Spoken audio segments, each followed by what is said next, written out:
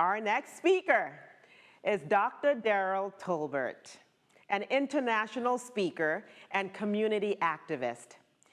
He has over 20 years of experience empowering men and women. He has empowered thousands of different topics such as sexual addictions, unforgiveness, health and fitness through his books, DVDs, podcasts, and speaking engagements. He is the founder of Dr. Darrell Tolbert Motivational Business. To receive the Royalty Speaks International Speaker Award, please put your hands together for Dr. Darrell Tolbert. Dr. Darrell!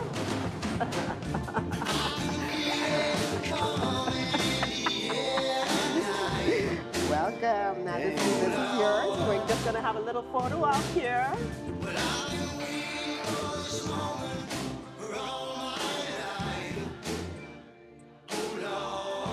Okay, and that's yours. The stage is yours.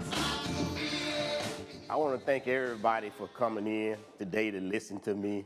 I'm Dr. Darrell Tolbert, which he said, owner of Dr. Darrell Tolbert Motivational Business, which is sponsored by Cushite Financial Services and V1 Rotate Elevate Publishing. One thing about me is I value time, because time is one of the most valuable commodities. You cannot get time back. The mere fact you all took your time out to come listen to me, I'm going to make sure that I honor your time, hoping to give you something that's very valuable. My topic for today is breaking free from the chains of unforgiveness and resentment. I'm pretty sure all of us on here may have struggled or still struggle with forgiving somebody. It's a universal topic, I know, because on my podcast with Dr. Darrell Tolbert, on my podcast, I interview a lot of people, and I'm able to see who download these podcasts, and it's all over the world, South America, Asia, Africa, and all over. So I know that this is an international topic that I have, and I know that a lot of people still struggle with this topic. My why. Oftentimes it is your why that drives you. It's the why that gives you the purpose and the passion. Why this topic of unforgiveness? My book I wrote, which is my 6th book, I Forgave the Two Men I Vowed to Kill. On the monitor, if y'all can see, that's my cousin. Maybe over 30 years ago, I was at a family gathering in the hood. Y'all know how I go in the hood, just hanging out, the older people playing cards, young kids playing around, and I was over there at the family gathering with my cousin, and a guy came there thinking that I had been involved with his girlfriend, which I was not. I was innocent of that. But when he came, I never forget this. My cousin was standing beside me. She was 17 years old. When he came around the car, I seen a gun in his hand. As the gun began to come up, he said, "What, she with you now?" And before I could respond, it's like time stood still as the gun was coming up. It's one of those things where you're running fast, but it seemed like you're running slow. And as he began to fire these bullets, I could hear the bullets coming so close to my head, it was whistling, phew, phew, as it was coming past me, and it hit my cousin, and it hit another girl behind me. When it hit her, it blew her chest open, and when I was able to knock the girl in the door and get up, and I jumped up and I ran to my mama's house, which was 2 blocks away, and we came back, there was my cousin laying down in the dirt. She was dead. Another girl laying in the doorway, paralyzed. And at that moment, hatred, resentment came in. I only had one thought at this moment. She was 17. She had a 15-month-old daughter and a 2-month-old son. My only thought at this time is, I'm going to kill you. I'm going to kill you. And we went out all night long trying to find him, but we couldn't find him. Later on, the next day, we all came together at the family gathering, just talking.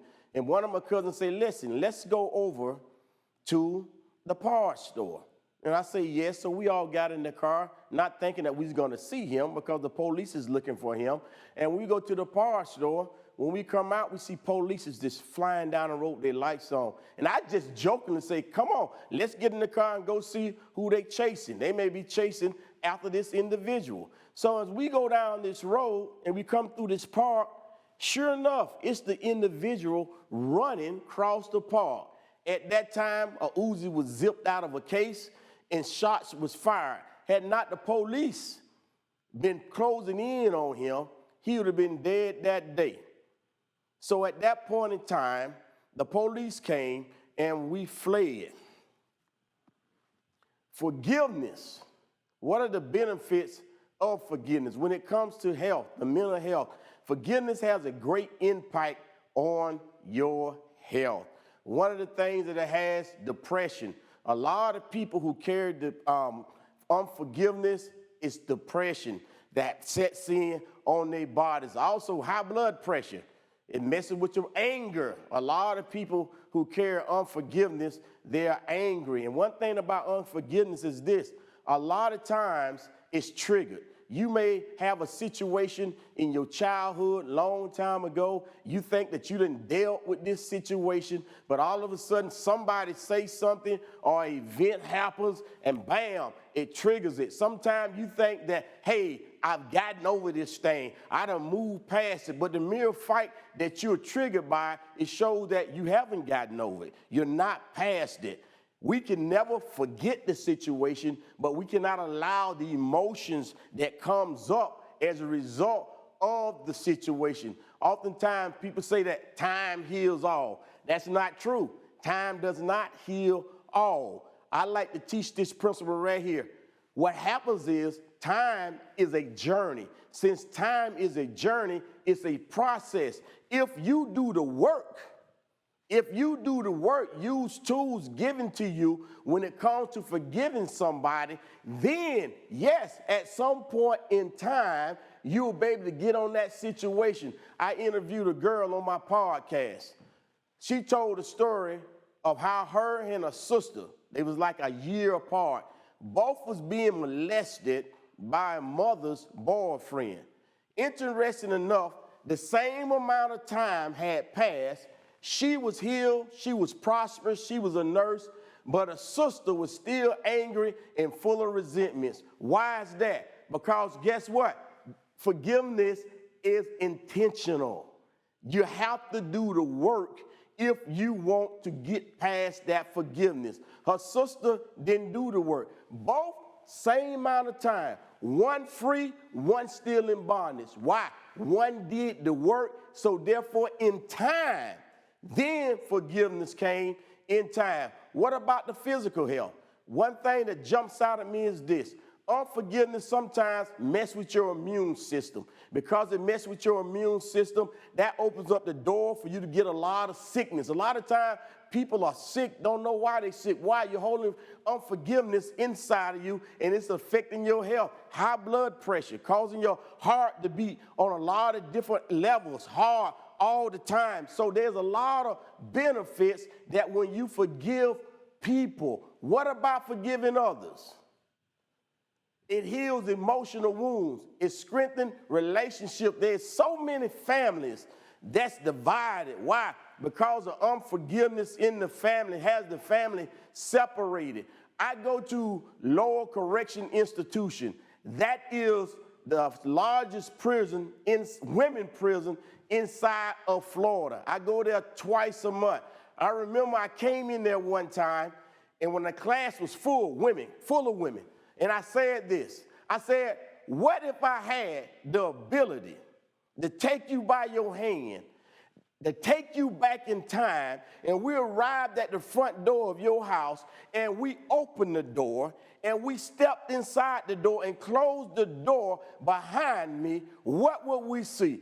Instantly, everybody in there, tears started flowing from everybody in there. Why? I had took them back to a point in time where they had not forgiven, and I had triggered their pain. And one girl said, you want me to answer that question? I said, no, I didn't want you to answer it. I just threw it out there as a thought to make you think. She said, but I want to answer it. I said, well, go ahead on and answer it. She said, if you were to take that journey with me, and if you were to go to my house, you'll see me being molested. Another girl said, I want to answer it. If you was to take that journey with me, go back to my house, you'll see me being molested. You'll see drugs everywhere. Another girl said, I want to answer it. If you was to take that journey to my house, you'll see drugs everywhere.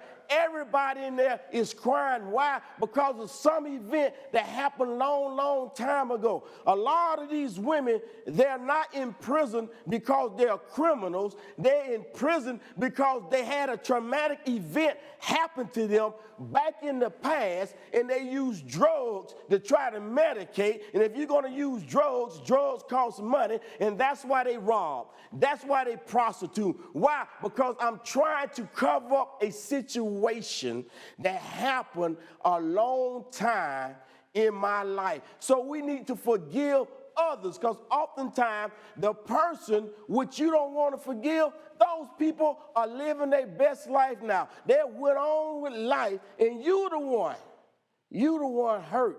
You the one still stuck in yesterday without the ability to enjoy today. Then you have to forgive yourself. When I was growing up, my sister came to me and she said this right here. She said, Darrell, don't be like your older brothers. My two older brothers had got into the drugs, and they was drinking, they was into alcohol. And to this day, at 58 years old, that's one of the reasons why I never used drugs and never drank alcohol to this day. She said, don't be like them. I give you whatever you want, not to be like them. She was like my second mother. I had a great mother, but she was a bonus mother. So I set myself not to be like them, achieving trophies, 16 trophies, football, basketball, baseball, because I'm the great white hope. I don't want to be like my brothers. I'm going to be different. The family want me to be different. End up going to the military, achieve all type of medals in the military, had more medals on my uniform than the sergeant who been in ahead of me. Why? I'm trying to please my family. I'm the great white hope. I'm going to be the one that's going to be successful. Came home to be a police officer, ran into racism. I didn't know how to deal with it. And next thing I know, I'm selling drugs. I'm selling drugs. Everybody disappointed.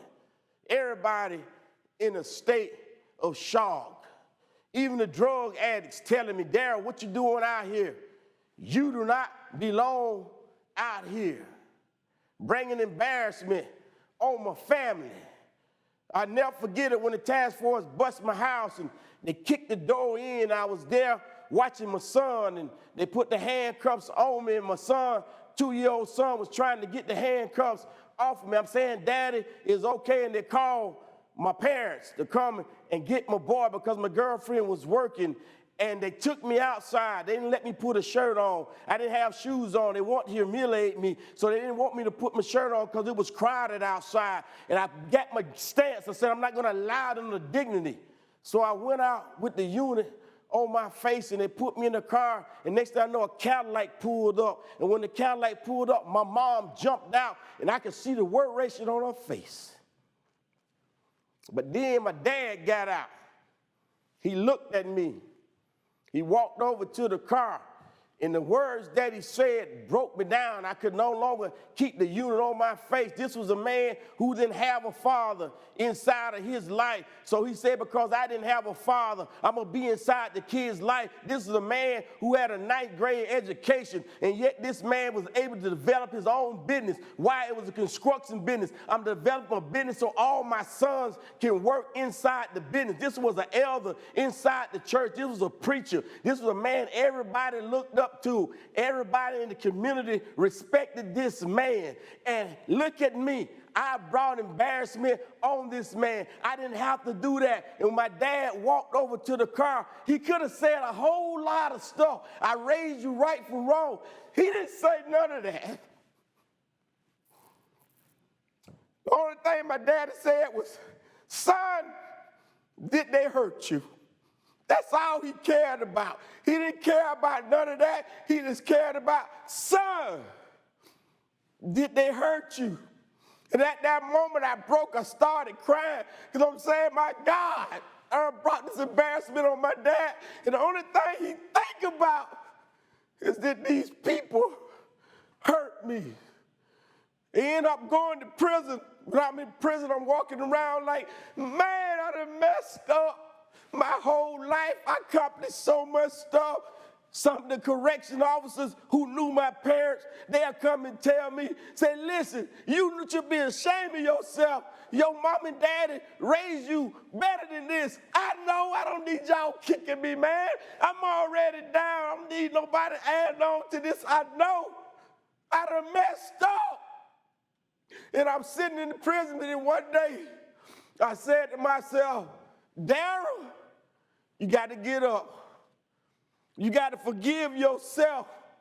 As long as you got breath, you got an opportunity for success. As long as you got breath, you got an opportunity for success. I had learned in the military how to fight under fire. You under fire, you got to get up and you got to fight. You got life in you. And I got up and I said, okay, I'm in here now. What can I do to make this better for me? That's when I wrote my first book, Why Am I in Prison? I'm the author of 7 books now. Why? Because I forgave myself and say, okay, let's take advantage of the moment. If you're going to be in here, what you going to do? Learn how to build cabinets while I was in prison. Enrolled in the Bible college. Start getting college credit hours. So you got to forgive yourself, because I came to realize the person I hurt the most was me. I'm the one who locked up. I'm the one taken away from my kids. Whenever my kids come in there in visitation, when it's time to go, my 3-year-old grabbing my leg, my other daughter jumping on me, and they screaming and hollering, Daddy, we want to stay here with you. So I'm the one. I hurt myself more than anybody else. Why should you book me? Why should you book me? We're talking about forgiveness. Why should you book me? But before I say why you should book me, I want you all to go to my webpage, drdarrelltolbert.org, or you can scan the QR code right here. And notice it says free yourself from yesterday so you can enjoy today. Go to the QR code, scan that. Go to my webpage and you'll go to About, scroll down to it where it says Life Coach. If you're struggling with forgiving somebody, I'm going to give you a 30-minute free consultation. I have a curriculum. I guarantee it's 6 weeks long. It's based on my book, I Forgave the 2 Men I Vowed to Kill. That you go through this curriculum, put the work on. It will help you forgive somebody. Why should you book me? Don't book me because I have a master's degree. Don't book me because I have an honorary doctorate degree. Don't book me because I have a doctorate degree. Don't book me because I have a PhD. Don't book me because I'm a certified forgiveness coach. Don't book me because I'm a certified life purpose coach. Don't book me because I'm an author. Book me because I've been down inside that pit of despair to the point to where I was going to kill a man. I know what it's like to hate. I know what it's like to want to kill somebody, to carry these resentments for over 32 years. I know what it's like. And I'm like the modern day Harriet Tubman. Harriet Tubman was not happy to just be free herself. She said, I need to come back and get somebody else. I'm not happy to be free myself. I'm coming back inside that pit, and I want to pull you out. Take my hand. I know the way. I've been there. I know the struggle. And I often tell people this. If I'm inside a hole, if I got 2 people standing outside that hole, one talking about his AI research and what he done Google or how to get out the hole, and the other say, hey man, I was in that hole yesterday. Guess who I want to talk to? I don't want to talk to you about what you think. I want to talk to that guy who was in that hole yesterday. Come here. Tell me how you got out that hole. I'm the guy that was in that hole yesterday, and I want to tell you how to get out that hole. 30 years later, I made the vow to kill This man, 30 years later, 33 years later, I'm doing Uber on the side. I'm a truck driver by nature. I'm doing Uber on the side. I want to do some Uber. Went down there, wasn't getting anything. Came home, the Uber app went off. I went to the location, 3 people standing outside. I asked, hey, anybody call for Uber? They say yes. Somebody come to my car and say, hey, man, you want me to get in the front of the bike? I said, get in the front. When they got in, I looked. It's the guy who tried to kill me, tried to kill my cousin. He screamed, oh, Darrell. It was like all time stood still. I was immediately transported back to that night. I could see the bullets. I could hear all the guys, see the blood everywhere.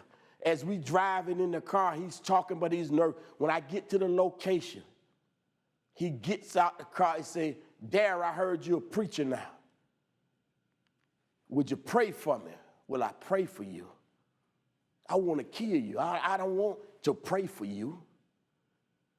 But forgiveness was knocking at my door. I had an opportunity. I can let it in and be free from all of that stuff. I can close the door and stay in bondage. I took his hand and I began to pray with him. And I began to pray for him. I could feel his pain, his hurt. In and out the juvenile detention center as a child. Killed my cousin, paralyzed another girl, killed his cousin. When I prayed, when I drove off, I remember this screaming and hollering and saying, God, you set me up. You set me up. Yes, he set me up to be free of that moment. But this is the thing. All of us like to dress up unforgiveness. You got it covered up where nobody can see it. You hide it with success in all of that stuff, but you're not healed. You cover it up with degrees, but underneath, this is what a lot of us really looks like. All of this represents molestation. All this represents I've been abandoned. All of this stuff is what we really are. These are issues that we have not dealt with yet. But I cover it up. I got a master's degree, but it's covered up. And a lot of y'all listen to me right now. This is what we really look like. We cover up all of this stuff up under success.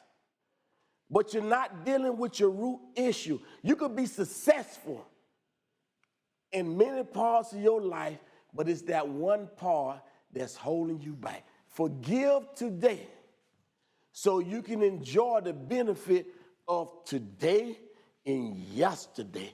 Release that weight that has set you hostage, caused you to be distanced from your family for so many decades.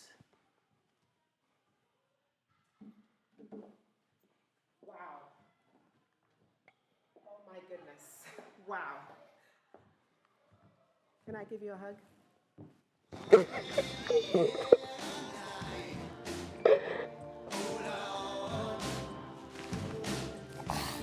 Thank you for being so authentic, so real. That was captivating. That was electrifying. That was so authentic and so raw. And thank you. Thank you for just giving it to us from your heart. Yes, ma'am. Thank you so much. And also for the transformation and the grace that you had to forgive that gentleman. I mean, if you weren't inspired, I don't know what will get to you, but that was so powerful and inspiring. And thank you. Thank you for doing this.